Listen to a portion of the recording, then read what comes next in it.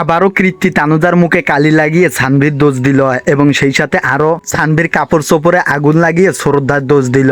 শুধু তাই না, তানুজা এবার রেগে গিয়ে সিয়াকে নিয়ে সে টিপাটি পরিবার থেকে নিজেই বেরিয়ে যেতে চাইল, যার কারণে অভয় এবং বরুণজি রেগে গিয়ে সানভীকে বোর্ডিং এ ভর্তি করার সিদ্ধান্ত নেয়। হ্যালো ভিউয়ার্স, কেমন আছেন সবাই? আশা করি সকলে ভালো আছেন। সো ভিউয়ার্স, নিয়ে আসলাম ভাগ্যরেখা ধারাবাহিক নাটকের 264তম পর্বে সুন্দর একটি এক্সপ্লেনেশন। তাই ভিডিওটির মূল টপিকে ফিরে যাওয়ার আগে আপনারা যারা এখনো আমাদের চ্যানেলটিকে সাবস্ক্রাইব করেন নাই তারা অবশ্যই গাইস নিজের ভাই মনে করে চ্যানেলটিকে সাবস্ক্রাইব করে দিবেন। সো ভিউয়ার্স, ভাগ্যরেখা ধারাবাহিক নাটকের 264তম পর্বে শুরুর দিকে আপনারা দেখতে পারবেন সানভী শ্রদ্ধার রুমে এসে শ্রদ্ধার সামনে দাঁড়ান। শ্রদ্ধা তখন মন খারাপ করে হঠাৎ করেই তাকিয়ে দেখেন সানভীকে দেখে শ্রদ্ধা মন থেকেই খুশি হন। এরপর সানভী শ্রদ্ধার সামনে মুখোমুখি দাঁড়ালে সেই মতো অভয় আসেন। অভয় এসে শ্রদ্ধাকে বলে সানভী তো তার মায়ের কাছে ক্ষমা চাওয়ার জন্য এখানে আসছে। সেই মতো সানভী বলে, জি হ্যাঁ, আমি তো আমার মায়ের কাছে ক্ষমা চাবো, তবে তোমার কাছে নয়, আমার আসল মা পায়েলের কাছে। এবং সেই সাথে সানভী আরো বলে, আমি আমার আসল মা পায়েলের সাথে দেখা করতে চাই। এরপর আমরা এর পরের দৃশ্যে দেখতে পাই কৃতি সিয়ার রুমে গেলে সেখানে গিয়ে দেখে সানভীর অনেক জামা কাপড় পরে আছে। তা দেখে কৃতি বলে, আরে এটাই তো সুযোগ। এই বলে কৃতি সানভীর জামা কাপড় এবং সেই সাথে খেলনাগুলো নিয়ে সবগুলোতে আগুন লেগে দেয়। এবং সেই সাথে কৃতি বলে, এবার তো এই আগুন দেখে সানভী এবার তার মা শ্রদ্ধাকে অপমান করবে এবং শ্রদ্ধা তার নিজের প্রশংসিত মেয়ের হাতেই অপমান হবে।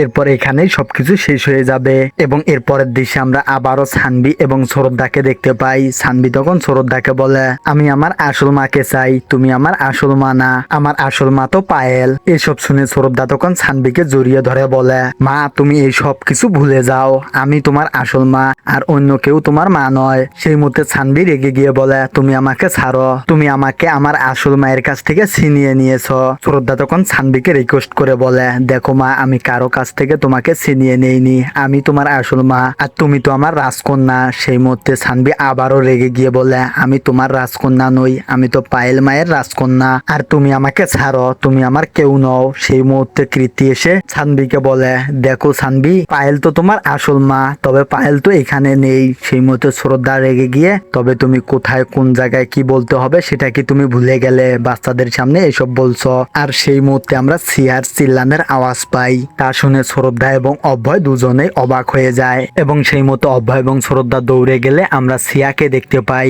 মেঝেতে লাগা আগুন সিয়া বালিশ দিয়ে নিবানোর চেষ্টা করতেছে। সেই মুহূর্তে সিয়া হঠাৎ করে হাত দেয়, যার কারণে সিয়ার হাত আগুনে পুড়ে যায়। সিয়া তখন চিল্লাচিল্লি করলে অভয় গিয়ে সিয়াকে নিয়ে খাটের উপরে বসায়। সেই মুহূর্তে শ্রদ্ধা গিয়ে আগুন নিবানোর চেষ্টা করে। তানুজা সহ বাড়ির সকলেই তখন ওখানে চলে আসেন। সিয়ার হাত পুড়ে যাওয়ার কারণে সকলেই সিয়াকে মলম লাগিয়ে দিচ্ছে। সেই মুহূর্তে শ্রদ্ধা মেঝেতে থাকা সকল আগুন নিভিয়ে এসে সিয়ার হাত নিয়ে মুখ দিয়ে সান্ত্বনা দেওয়ার চেষ্টা করে। সেই সাথে শ্রদ্ধা সিয়াকে জড়িয়ে ধরে। এরপর শ্রদ্ধা সকলকে বলে, দেখো সানভীকে কেউ কিচ্ছু বলবে না, ও একদম চিন্তায় কি করছে ও নিজেও কিচ্ছু বলতে পারে না। সেই মতে তানুজা রেগে গিয়ে বলে, ও এইসব কিছু ঘটনা ঘটাবে আর আমরা কিছুই বলতে পারবো না, তাহলে ঠিক আছে তোমরা এই বাড়িতে থাকো। এরপর তানুজা ওখান থেকে চলে গেলে এর পরের দৃশ্যে আমরা দেখতে পাই তানুজা রেগে গিয়ে কাপড় চোপড় গুছিয়ে সিয়াকে নিয়ে বাড়ি থেকে বেরিয়ে যাচ্ছে। তানুজা নিজেই আর এই টিপাটি পরিবারে থাকবে না, সে নিজেই সিয়াকে নিয়ে এই বাড়ি থেকে চলে যাবে। সেই মুহূর্তে বাড়ির সকলে এসে তখন অভয় গুছানো কাপড়ের বিটকেসটি আটকিয়ে তানুজাকে বলে,